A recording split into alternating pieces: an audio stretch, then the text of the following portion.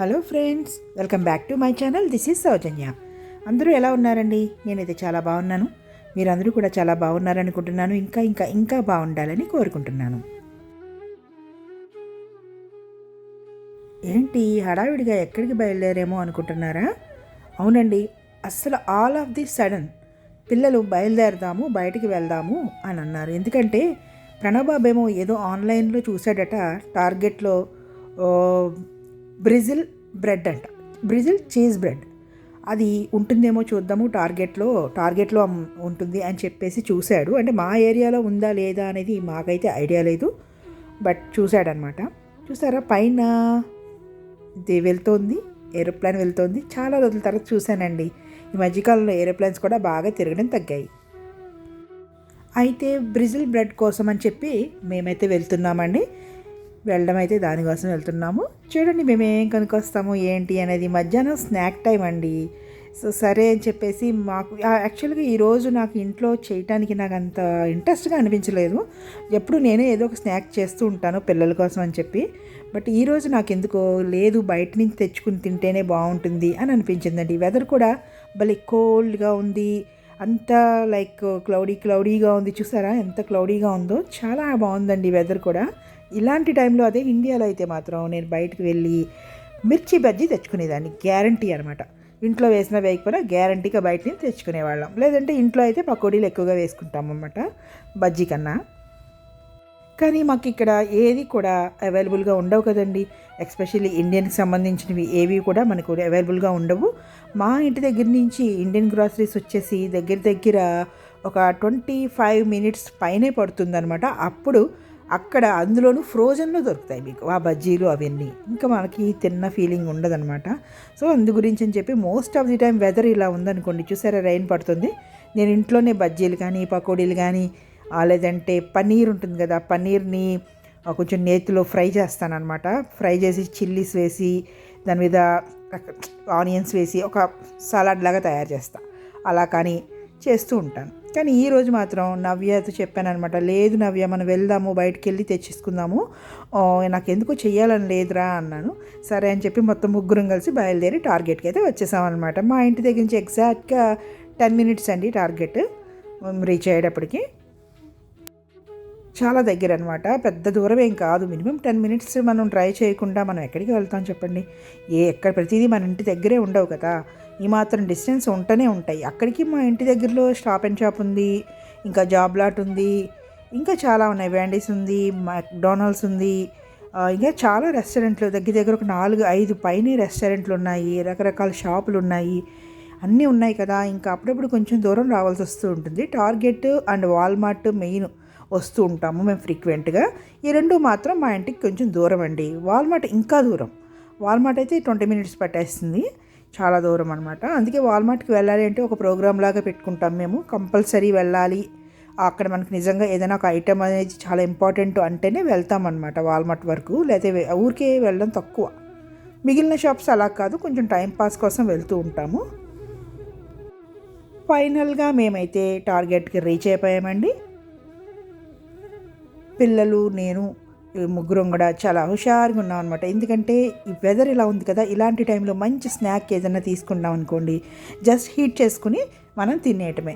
Like air ఫ్రైయర్లో కానీ, లేదంటే ఓవెన్లో కానీ, లేదంటే డీప్ ఫ్రై చేసుకునే ఐటమ్స్ కానీ, రకరకాల ఐటమ్స్ దొరుకుతాయి అన్నమాట ఇక్కడ. సో సరే అని చెప్పి చూడడానికని వచ్చాము. మనకి ఏది సూట్ అవుతుందో అది తీసుకుని వెళ్దాము అని చెప్పి అనుకున్నాం అనమాట.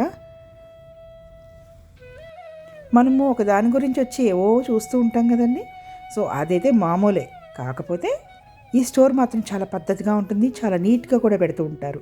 చూడండి ఎంత నీట్గా పెట్టారో, మొత్తం స్ట్రాలర్స్ అన్నీ కూడా చాలా చక్కగా పెట్టారు కదా, చాలా పద్ధతిగా పెట్టారు. కొంచెం స్పేషియస్గా అనిపించదు ఫ్రంట్ మాత్రము ఈ టార్గెట్ వచ్చేసి. అదే వాల్మార్ట్ అది అనుకోండి చాలా స్పేషియస్గా ఉంటుంది అనమాట ఫ్రంట్ సైడ్. వాళ్ళు కూడా ఇలాగే కార్డ్స్ ముందే పెడతారు, కానీ కొంచెం స్పేస్ ఎక్కువగా ఉంటుంది. దీనికి కొంచెం తక్కువ ఉంది అనిపించింది. నేను ఎవ్రీ ఇయర్ ఎప్పుడైతే ఇండియాకి వెళ్తానో అప్పుడు మాత్రమే హ్యాండ్ బ్యాగ్స్ కొనుక్కుంటానండి. నేను ఇక్కడ హ్యాండ్ బ్యాగ్ అనేది పెద్దగా వాడను. ఎప్పుడు ఇండియా వెళ్ళినప్పుడు కొత్తవి చూసుకుంటాను, సేల్లో ఏమున్నాయో చూసుకుంటాను, నాకు నచ్చినవి ఉంటే వెంటనే కొనుక్కొని తీసుకెళ్తాను. నేను ఓన్లీ ఇండియాలోనే నేను హ్యాండ్ బ్యాగ్ వాడతా, ఇక్కడ అస్సలు వాడను అనమాట. చిన్న పౌచ్ లాగా ఉంటుంది, దాంట్లో ఒక క్రెడిట్ కార్డు కానీ ఐడి కానీ స్టేట్ ఐడి ఉంటుంది కదా, డ్రైవింగ్ లైసెన్స్, తర్వాత అట్లా insurance card, health insurance card, ఇవన్నీ మాత్రం కంపల్సరీగా చిన్న పౌచ్ లాంటి దాంట్లో పెట్టుకుని తీసుకెళ్తూ ఉంటాను. అంతే తప్ప నేను అసలు హ్యాండ్ బ్యాగ్ అనేది మాత్రం పెద్దగా వాడను. ఇంతకు ముందు వాడేదాన్ని, కానీ ఎందుకో ఈ మధ్యకాలంలో హ్యాండ్ బ్యాగ్ అసలు వాడడం మానేశాను. సో ఇంట్రెస్ట్ కూడా పోయింది.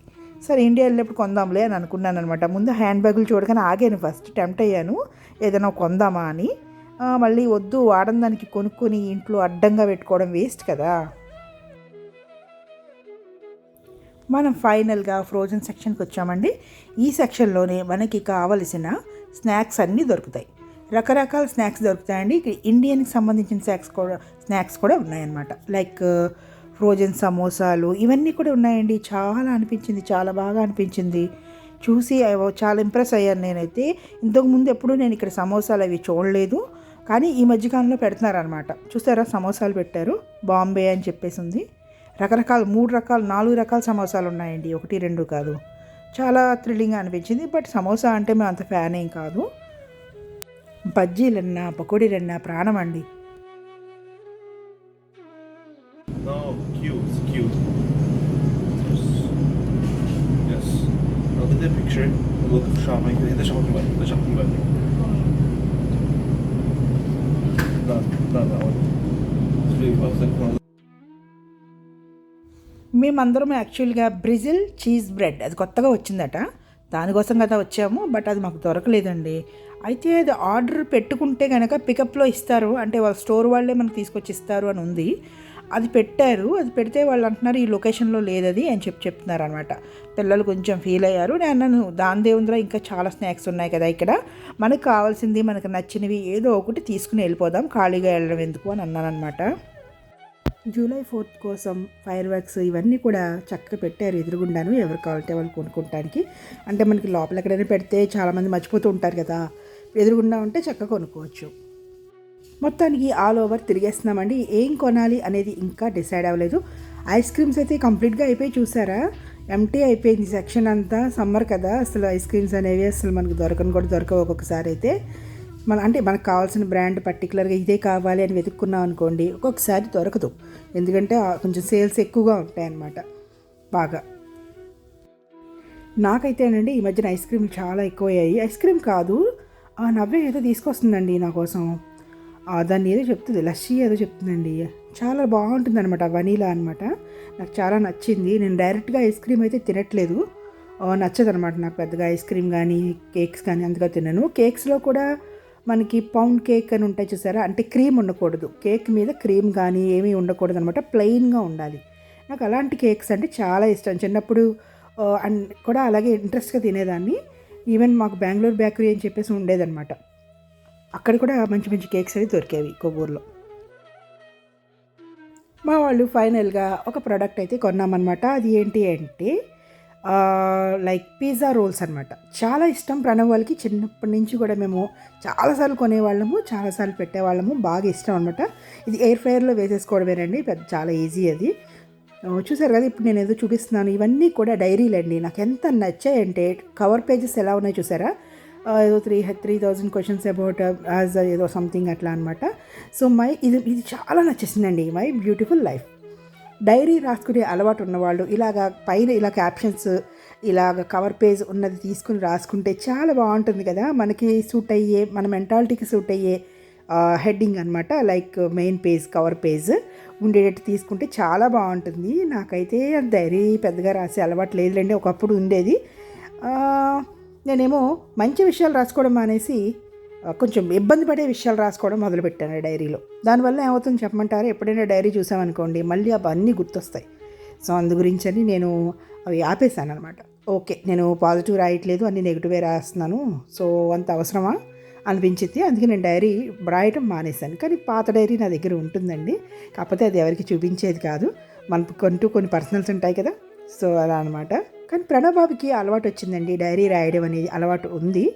కానీ కొన్ని రీజన్స్ వల్ల వాడు కూడా ఈ మధ్యన రాయట్లేదు. బట్ వాడికి చాలా ఇంట్రెస్ట్ అనమాట, చాలా అంటే చాలా ఇంట్రెస్ట్. నేను షిరిడీ వెళ్ళినప్పుడు కూడా వాడి కోసమని ప్రత్యేకంగా ఒక డైరీ కొన్నాను. అంటే ఒక్కొక్క పేజీ మీద చక్కగా బాబా ఫోటో ఉంటుంది, ఒక కొటేషన్ ఉంటుంది. ఎంత బాగుంటుందో తెలుసా డైరీ. కానీ నేను తీసుకొచ్చిన వెంటనే ప్రణవ్ నేను డైరీ రాయడం మానేశాను అన్నాడు. వన్ ఆఫ్ మై ఫ్రెండ్ కూడా అడిగాడు అనమాట, ఆ డైరీ నాకు ఇచ్చేసాయని. నేను ఇవ్వనని చెప్పా. నేను ఇవ్వను, మా అబ్బాయి కోసం కొన్నాను, ఎట్టి పరిస్థితిలో ఇవ్వను అని. ప్రణవ్ కోసం కొన్నది నేను ఎవరికి ఇవ్వనండి. వాడు పైగా అంత ఇంట్రెస్ట్గా రాసుకునేవాడు డైరీ. కానీ ఇంకా కొన్ని రీజన్స్ రాయట్లేదనమాట. అది కొంచెం బాధ అనిపించింది. అంటే నా ప్రణవ్తో మళ్ళీ స్టార్ట్ చేయమ్మా, అలవాటు ఏం పెద్ద విషయం ఏం కాదు, మళ్ళీ మనం కావాలనుకుంటే వచ్చేస్తుంది, మళ్ళీ స్టార్ట్ చేసి చూడు అని చెప్పి అంటున్నాను. చేస్తాను మమ్మీ, మేబీ లేటర్ అని అన్నాడు. మా అమ్మాయి చూపిస్తుంది అనమాట, ఏవో కొన్ని డ్రింక్స్ వచ్చాయండి ఆహా అని చెప్పి. ఇప్పుడు మనకి ఆహా అనే ఛానల్ ఒక యాప్ వచ్చింది కదా మనకి, తెలుగు యాప్. సో దాని గురించి అని నవ్య చూపించింది అనమాట, ఆహా అని చూడు అని చెప్పేసి. తర్వాత నవ్య ఏమో స్ట్రైట్నింగ్ చేసుకుంది హెయిర్ అంతా కూడా. నిన్ననే హెయిర్కి సంబంధించింది ఒకటి కొనుక్కుందండి, హెయిర్ స్ట్రైట్నింగ్ చేసుకునేది.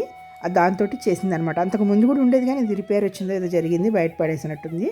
సో దాంతో వెంటనే పిల్లలకి ఏంటంటే కొత్త ప్రోడక్ట్ ఏదైనా కొన్నామనుకోండి, అది వెంటనే వాడేయాలి, అది ఎలా ఉందో చూడాలి, చేసేయాలి. తను అంటుందన్నమాట, మమ్మీ ఇంటికి వెళ్ళగానే నువ్వు ఒకసారి హెడ్ బాత్ చేసేస్తే నేను నీ స్ట్రైటింగ్ చేస్తాను నీ హెయిర్ అని చెప్పి అంటుంది అనమాట. నా హెయిర్ చాలా స్మూత్గా ఉంటుంది, నాది అవసరం లేదు అసలు. కానీ తను చేస్తానంది. సరే అయితే అని అన్నాను. చూడాలి చేస్తుందో చేయదో, కుదరదో ఇవన్నీ చూసుకోవాలి కదా. ఇక్కడ క్యాషియర్ని చూసారా, ఆ అమ్మాయి నవ్య క్లాస్మేట్ అండి. సో అందుకే నేను వీడియో తీశాను అనమాట సరదాగా. వాళ్ళిద్దరూ ఒకరినొకరు చూసుకుని కాసేపు భలే మాట్లాడుకున్నారు. నువ్వు ఇక్కడ వర్క్ చేస్తున్నావా, నాకు తెలీదు అని తను అలా మాట్లాడుకుంటున్నారనమాట. చూసారా ఈ వీడియో పర్టికులర్గా ఎందుకు తీశానంటే, మా అబ్బాయి చూసారా ఎలా తీశాడో, కార్టు స్టార్టింగ్ వీడియోలో మీరు చూస్తే తెలుస్తుంది. సేమ్ అదే పద్ధతిలో తీసుకెళ్ళి మళ్ళీ అక్కడే పెట్టేశాడు. 50% పీపుల్ చేస్తారండి ఆ పని, మిగిలిన 50% చెయ్యరు. నవ్య కూడా చక్క డస్ట్బిన్లోనే వేసి చూసారు, ఏదో తాగుతుంది. అంటే ఇది పెద్ద గొప్ప విషయం అని కాదు, కానీ అందరికీ ఉపయోగపడే విషయము. పిల్లలకి ఇలాంటి చిన్న అలవాట్లు మాత్రం కంపల్సరీ చేయాలండి. ఎందుకంటే ఇలాగా కాకుండా ఉంటే, సపోజ్ కార్ట్లు ఎక్కడ పడితే అక్కడ వదిలేసి తాగినవన్నీ ఎక్కడ పడితే అక్కడ రోడ్డు పాడేస్తే అది ఇంకొక చెత్త పేరుకుపోవడం, ఇంకొకరికి ఎక్స్ట్రా వర్క్ కదా అక్కడ పనిచేసే వాళ్ళకి. అలా ఇవ్వకూడదు అన్న ఒక చిన్న థాట్ అయితే పిల్లలకి ఖచ్చితంగా మనం చిన్నప్పటి నుంచి నేర్పించాలండి. మా పిల్లల విషయంలో మాత్రం ఇది ఖచ్చితంగా నేర్పించాను నేను. మనకి జానేటర్స్ ఒకలాగా, సీఈఓ ఒకలాగా కాకుండా మనం అందరినీ రెస్పెక్ట్గా, ఒక హ్యూమన్ అనే వాళ్ళని రెస్పెక్ట్గా ఉండాలి అనేది నేను చిన్నప్పటి నుంచి మాత్రం మా పిల్లలకి ఖచ్చితంగా నేర్పించానని గ్యారంటీగా నేను చెప్పగలను. ఎందుకంటే పెద్ద చిన్న తర్వాత మనుషులు అంటే రెస్పెక్ట్ అనేది పిల్లలకి తేడా తెలియాలండి. లేదంటే చాలా కష్టం. అందరితో ఒకేలా మాట్లాడటం, పెద్ద చిన్న అని చూసుకోకపోవడం, అందరికీ ఒకటే సమాధానం ఇవ్వడం, అలా ఇవ్వకూడదు కదా. పెద్దవాళ్ళకైతే ఒకలా సమాధానం ఇస్తాం ఒక్కొక్క క్వశ్చన్కి, చిన్న వాళ్ళకైతే ఒకలా ఇస్తాం. అంతేనండి ఇవాళ వీడియో. బాయ్.